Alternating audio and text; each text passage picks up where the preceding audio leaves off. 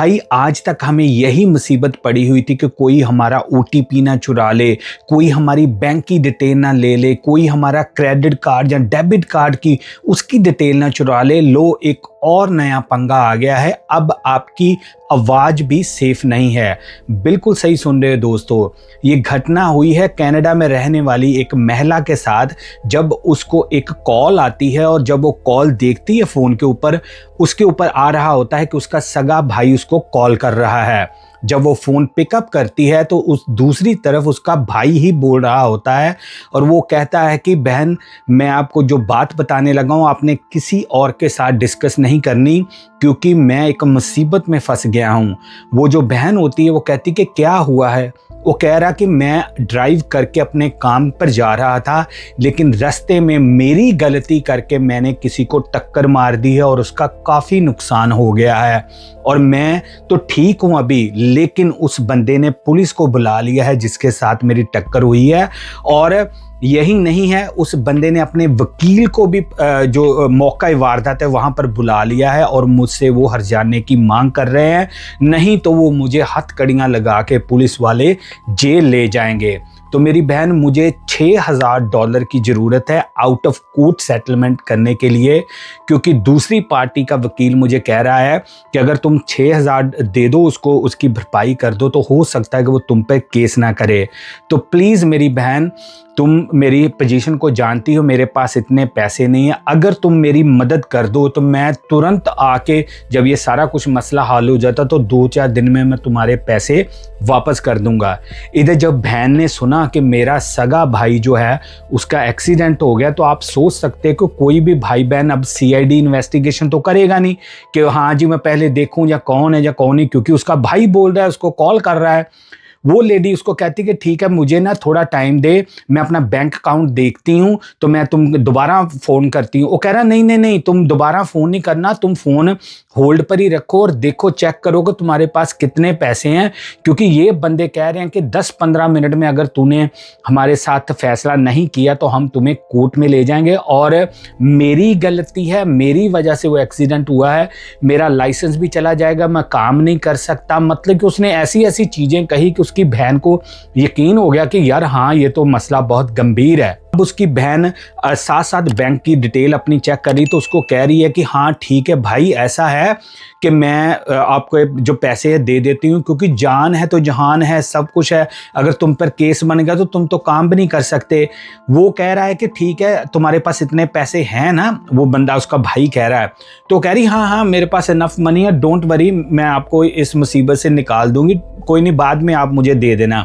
जब वो बंदा उसका भाई सुनता है तो वो कहता है एक मिनट होल्ड करना बहना, मेरे को ना वकील आवाज दे रहा है जो उस पार्टी का वकील है।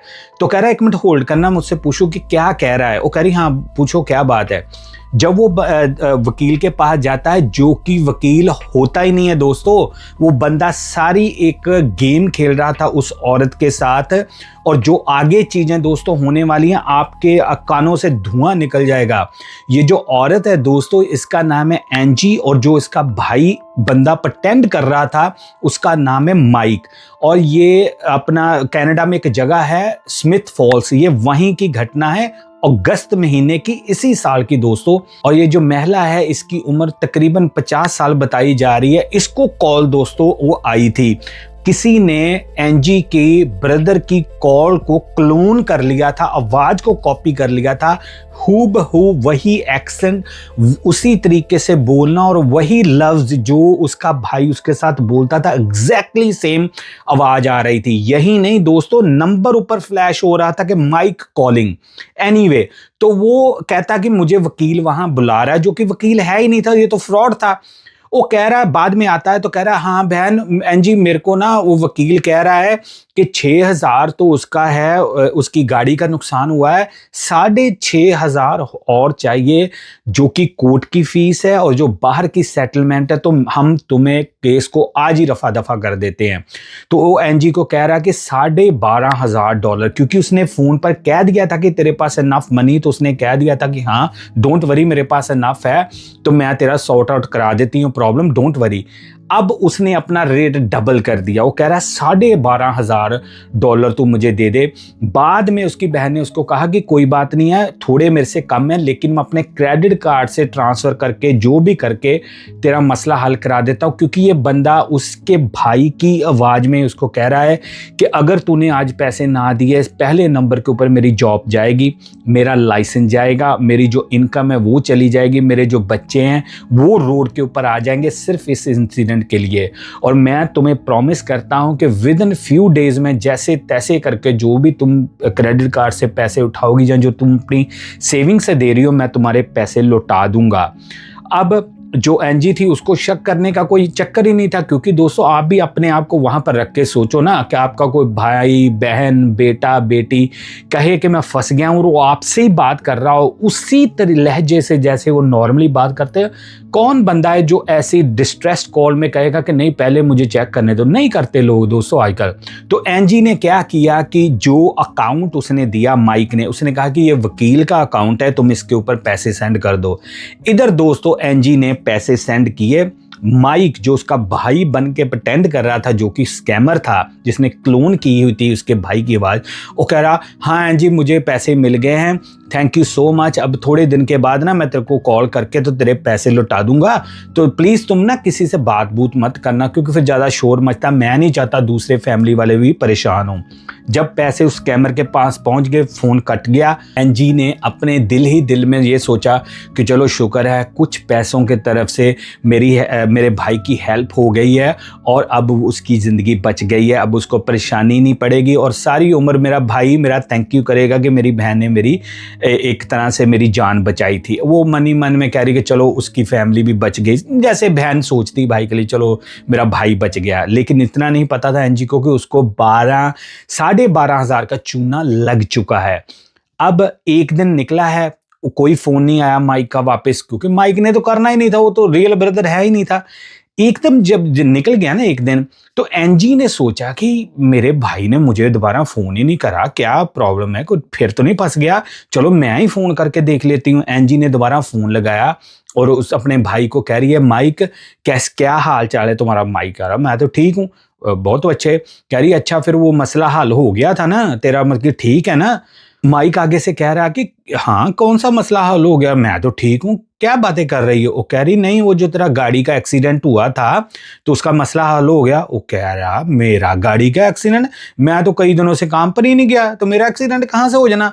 वो कह रही नहीं, तुमने मुझे कॉल की है, तुम्हारा नंबर ऊपर आया, नाम आया माइक कॉलिंग, तुमने मेरे साथ बात की है 1-2 दिन पहले, तुमने मेरे से कहा है कि मुझे पहले $6,000 दो, बाद में 6,500 और दो, क्योंकि तुमने एक गाड़ी को टक्कर मार दी थी, वो तेरी गलती थी।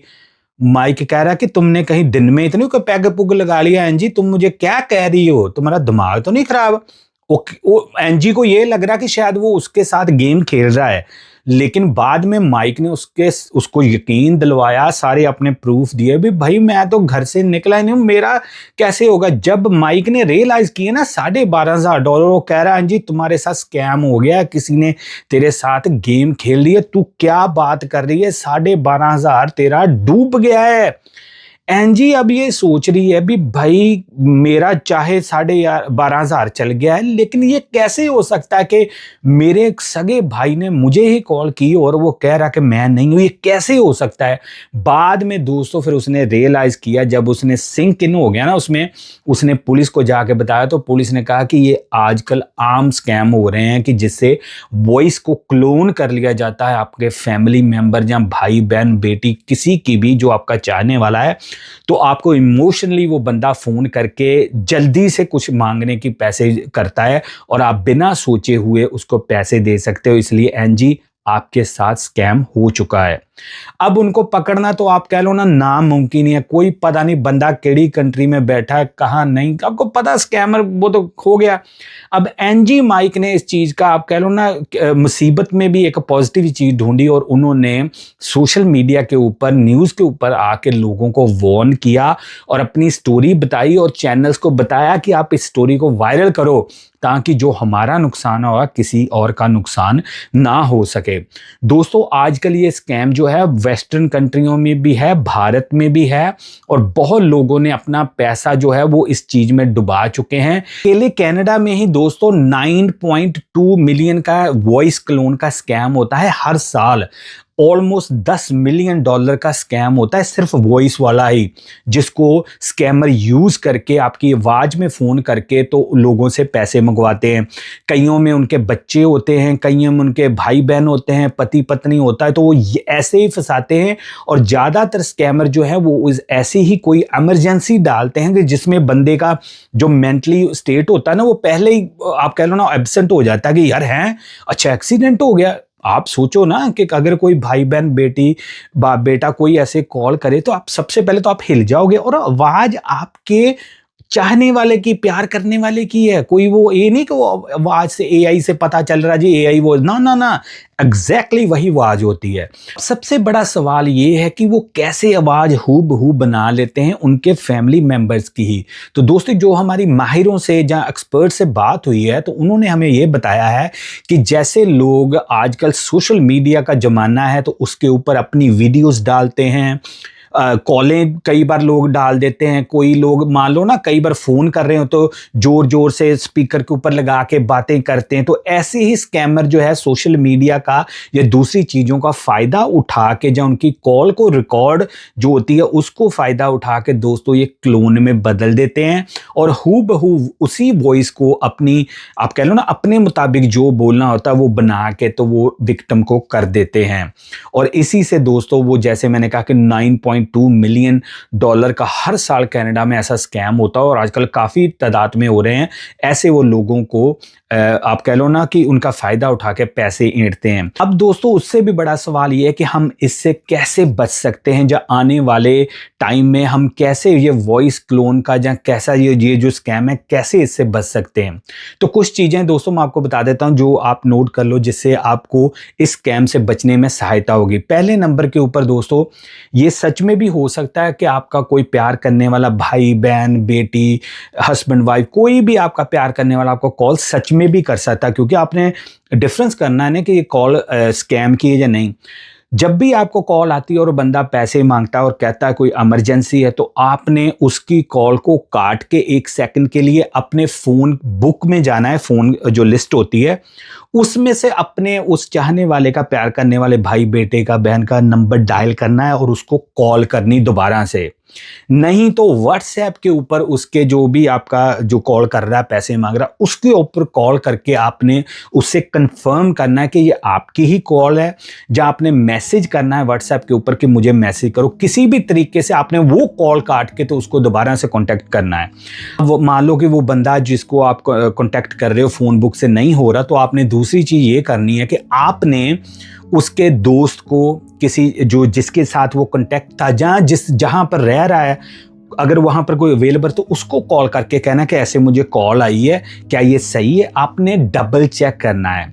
तीसरे नंबर के ऊपर दोस्तों आपने सोशल मीडिया के ऊपर बहुत ज़्यादा अपनी जो आप सेंसिटिव इंफॉर्मेशन होती है ना वो शेयर करते समय 10 बार सोचना है। जहाँ कुछ ऐसी सेटिंग्स होती हैं ऑनलाइन जहाँ पर आप उसको वही पोस्ट कर सकते हैं जो आपके दोस्त हैं वही देख सकते हैं, वो कुछ ऐसी सेटिंग्स करनी है। और इसी के साथ सबसे बड़ी इसमें चीज़ ये है कि अगर आपको कोई पैसा मांगा है ऑनलाइन और कहा एक्सीडेंट है, मोस्ट लाइकली दोस्तों मोस्ट लाइकली ये स्कैम होगा, क्योंकि आपको पता है कि ऐसे अगर किसी की एक्सीडेंट हो तो सीधा नहीं को कहता कि मुझे $12,000 दे दो, जैसे एनजी और माइक के केस में हुआ। तो ये कुछ चीज़ें थी जिससे हम थोड़ा सा अपना ध्यान रख सकते हैं। सोशल मीडिया को पूरी तरह से आप मॉनिटर कर सकते हो। कभी भी किसी के साथ ऐसे ना, और अगर आपको लग रहा है छोटा मोटा भी लग रहा है ना आपको कोई झोल लग रही है उसी समय आप फ़ोन काट सकते हो, क्योंकि ऐसे करने से हम बच सकते हैं। और मैं दोबारा से दोस्तों कहूँगा कि आप इस वीडियो को ज़्यादा से ज़्यादा शेयर करना, क्योंकि ये आने वाले दिनों में जो हमारे बुजुर्ग हैं हमारे भाई बहन बहनें बेटियाँ उनका फ़ायदा हो सके। आप कमेंट्स में दोस्तों मुझे ज़रूर बताना कि आपको क्या लगता है कि हम ऐसी चीज़ों से कैसे बच सकते हैं। आप भी कोई मुझे टिप्स दें ताकि दूसरे लोग मैसेज पढ़े उनका फ़ायदा हो सके। आप ज़रूर मैसेज करके अपनी राय ज़रूर देना। तो ये था दोस्तों एक और स्कैम जिससे जिससे हमारे लोगों का नुकसान हो रहा है, और कई लोगों को, हो सकता है कई लोगों को पता भी हो लेकिन बहुत सारे लोगों को नहीं पता। तो इसलिए मैंने दोस्तों ये वीडियो बनाई थी कि किसी का भला हो सके। अब मुझे दें इजाज़त। अगर आपने अभी तक सब्सक्राइब नहीं किया जरूर करना, वीडियो को लाइक जरूर करना और हाइप का बटन जरूर दबाना। मैं मिलूंगा एक और ब्रांड न्यू केस में, तब तक लिया दोस्तों, जय हिंद।